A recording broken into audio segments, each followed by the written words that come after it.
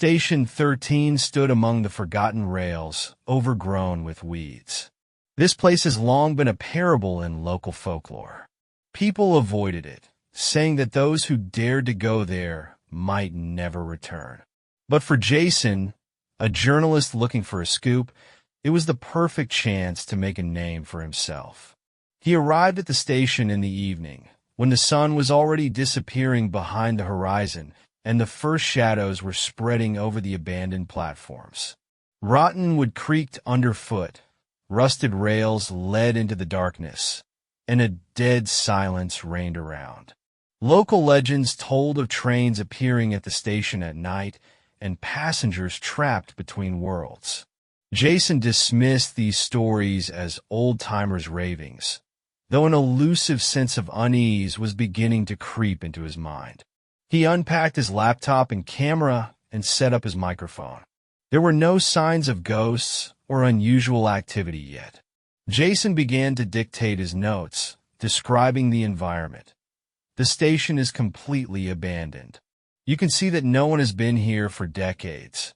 But maybe that's why these legends live on. People love mysteries. The first strange sound came unexpectedly. It was a barely audible creak, as if metal was rubbing against metal. Jason looked up, but saw only the emptiness of the platform. Thinking it was just the wind, he went back to his notes. But the sound came again, this time louder. Jason got up and walked to the edge of the platform. His eyes fell on the rails leading into the darkness. And then he saw it. A dim light appeared on the horizon, amidst the night gloom. It flickered like a lamp about to go out. It couldn't be real. No trains had been running here for decades. But the light kept coming closer. Jason took out his camera to film what seemed to defy logic. Suddenly, the wind picked up, scattering dust and small stones from the platform. The temperature dropped, and even his breath became visible in the cold air. The train pulled up almost silently. Its cars were old, peeling, and rusted. The door of one of the cars opened slowly, creaking so that the sound seemed unbearable in the silence. From the darkness of the car, Jason saw a figure, blurred as if from a fog. A woman in old-fashioned clothing stepped onto the platform. Her face was partially hidden by a hat, but what Jason could make out made his heart sink. The eyes. There were no eyes, just empty, black sockets that looked straight at him. She tilted her head, and her lips slightly pulled up in a smile. Then she spoke in a voice that sounded both near and far. "We have been waiting for you." Jason couldn't take his eyes off the railroad car on the platform. Its old, peeling doors creaked open, releasing a thick, unnatural fog. Figures began to emerge from it, their outlines blurred as if their bodies were made of smoke. They moved slowly and silently, like puppets on invisible strings. Jason raised the camera to try to film it, but the lens kept losing focus and the image was covered with static noise. The figures became clearer. Men in shabby suits, women in long dresses, children in old-fashioned clothes. All of them were translucent, and their empty black eye sockets stared through the darkness. The temperature plummeted. Jason could feel the freezing cold creeping under his clothes. His breath turned into white puffs of steam, and he instinctively backed away a few steps. But the platform began to change. The lamps, which had previously been dull and rusty, suddenly glowed with a dull yellow light. They flickered, casting long, moving shadows on the walls of the station.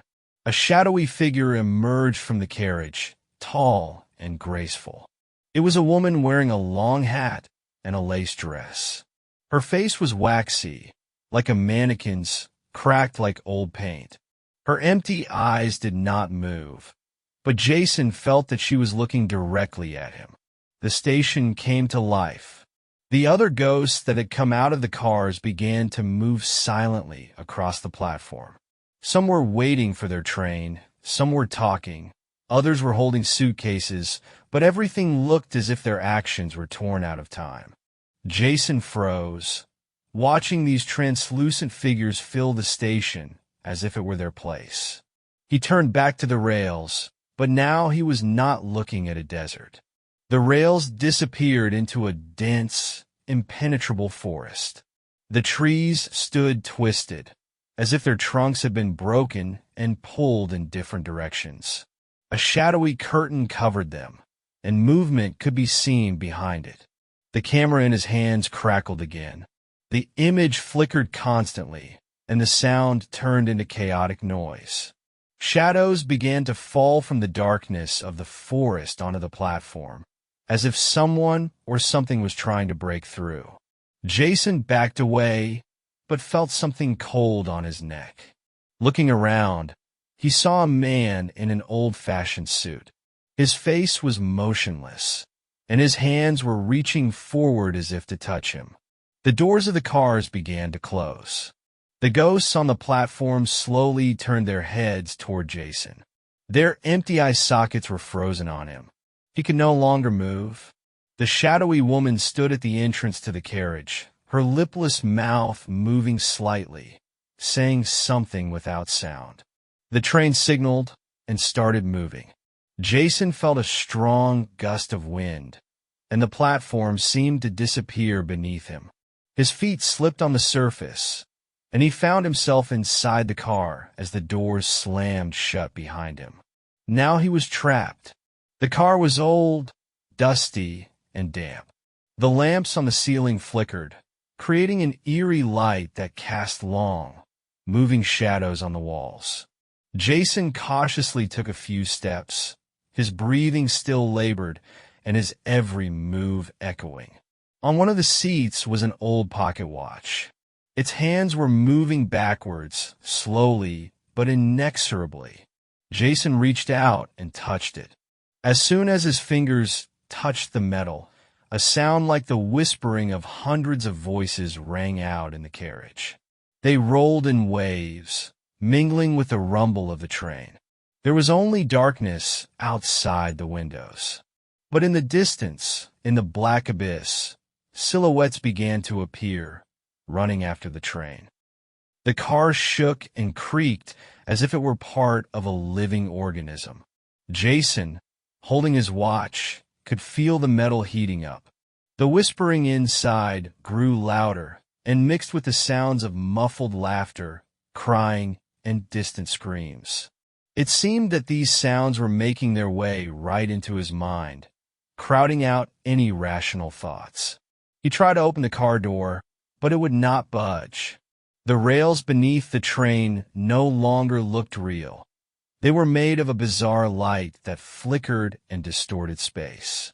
Outside the windows, the darkness came to life as figures moved alongside the train, their empty eyes glowing with a pale yellow light and their outstretched arms reaching for the windows.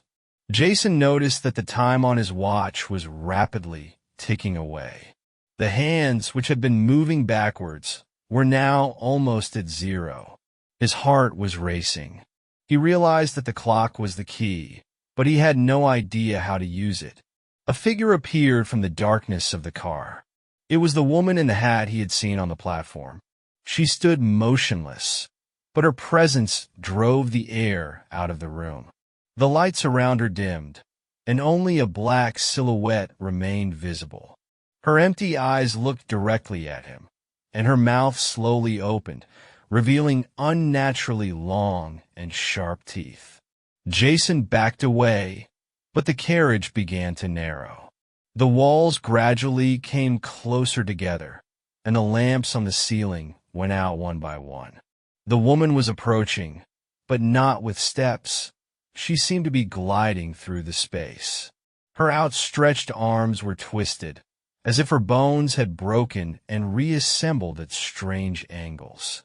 The whispering in the carriage suddenly stopped. There was a heavy silence, in which only the rumble of the train could be heard. Then the silence was broken by a sharp scream. It was deafening, piercing, and seemed to come from every corner. Jason realized that there was only one way out. He opened the watch. Inside, instead of the usual mechanism, there was something like a pulsating heart of fire. An inexplicable power was coming from it. Jason instinctively threw the watch on the floor and stepped on it. The impact was like an explosion. Light flooded the carriage, destroying all the shadows and scattering the figures approaching it. The train braked sharply, and Jason flew forward, hitting the wall of the car. When he looked up, the woman had disappeared, but the shadows outside the windows kept moving. The train stood still, but the rails led further into the darkness.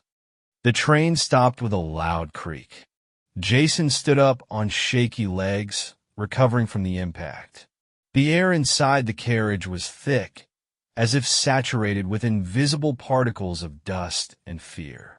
The lights continued to flicker, but now they shone only with a pale blue glow that barely illuminated the narrow space.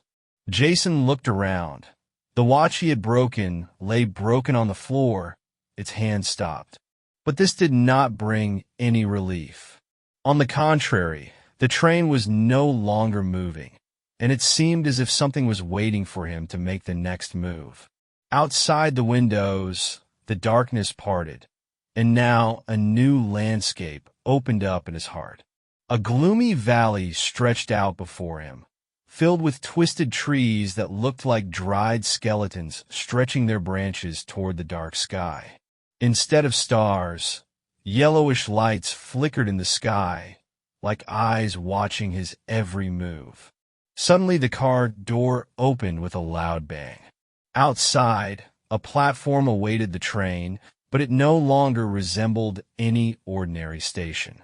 Its surface consisted of black, smooth stone, and thin lines glowed around it, forming strange symbols that looked like ancient runes. Jason felt his body move involuntarily toward the exit. He didn't want to, but something invisible was pulling him forward, forcing him to walk. His feet stepped onto a cold stone platform, and he felt the ground beneath him pulsate. An arch made of the same black stone grew up in front of him. It was massive, and the same symbols glowed on it. Behind the arch was pitch blackness, but a faint whisper was coming from it. Thousands of voices were whispering something incomprehensible, but with each step they became clearer. Jason. He heard his name among the whispers, and his heart beat even faster. Looking back, he saw the platform behind him disappear into a thick black fog.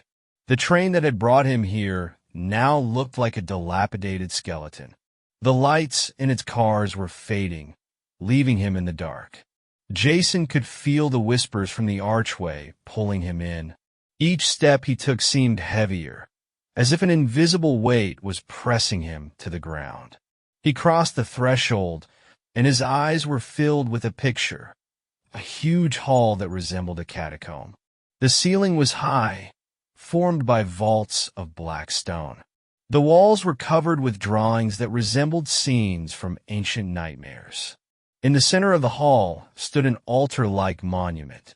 Its surface was smooth, and the same symbols he had seen on the platform glowed on it. Around the monument stood figures, many of them, and they resembled the ghosts he had seen at the station. But now they were clearer. Their faces were contorted in anguish, and their hands were stretched out toward the monument as if they were begging for help. Jason felt a chill creep through his body. The figures slowly turned their faces toward him, and all their empty eyes focused on him at the same time. At that moment, the whispering suddenly turned into a loud voice that filled the room. "You have come. Now it's your choice." Jason realized that the monument was the center of everything that was happening. He could feel its power, but he didn't know how to use it. His mind was filled with images, scenes of tragedy, victims, and people who had come here before him. They were all standing in front of this monument, making their choices. He came closer and saw his arms barely carrying the weight of his body. His reflection appeared on the surface of the monument, looking older, tired. It looked directly at him, but it seemed that it was no longer him. The voice came again. You can leave, but you have to pay for everything. Jason realized that to leave this place, he had to leave something valuable behind. His memory, his life, or even his soul. But if he left everything he had, he would free those who had been here before him. Jason froze in front of the monument, his breathing becoming labored and ragged. The chill in the air was almost unbearable, and the ghost's empty eyes continued to drill into him. The echo of a voice demanding a choice filled his head. He tried to gather himself. What exactly did pay mean? His mind drew the worst possible scenarios. Take his life? Leave his soul here? Or perhaps something else, something more horrible? The reflection on the surface of the monument changed again. Now he saw himself, but not as he had been. His face looked old, tired, and his eyes seemed empty, like the ghosts that surrounded him. He took a step back, but the darkness behind him was getting closer. His fingers touched the surface of the monument. At the same moment, horrific images flashed before his eyes. He saw people who had once stood here, travelers, drivers, even children. All of them had made a sacrifice, but none had returned in one piece. The monument claimed a part of their essence, and those who remained were losing what made them human. Jason heard the voice again. Your sacrifice will set them free or cement their captivity forever. He realized that if he stayed here, he would become part of this place. But if he sacrificed himself completely, he could free the ghost's souls and stop the curse. His fingers began to tremble. He realized that there was no other choice. I agree, he whispered, though the words were barely audible. The monument glowed with a bright white light, and Jason felt his body fill with a strange energy. It was like a cold fire burning from the inside out. The ghosts around him froze. Their figures began to become more transparent, as if they were disappearing with the curse. The light grew, blinding him, and in a moment everything went out. When Jason opened his eyes, he was standing in the middle of the abandoned platform of Station 13. No monumento, no ghost, no trem. Just the cold silence of the night. But something was wrong. He tried to remember how he got here, but his memory was a blur. No images, no events, only emptiness. The notebook he was holding was empty. No notes, no records of the station. He noticed his fingerprint in the puddle that had formed near the platform. The face was his, but the eyes were different. They seemed dark, bottomless, like the ghosts he had seen.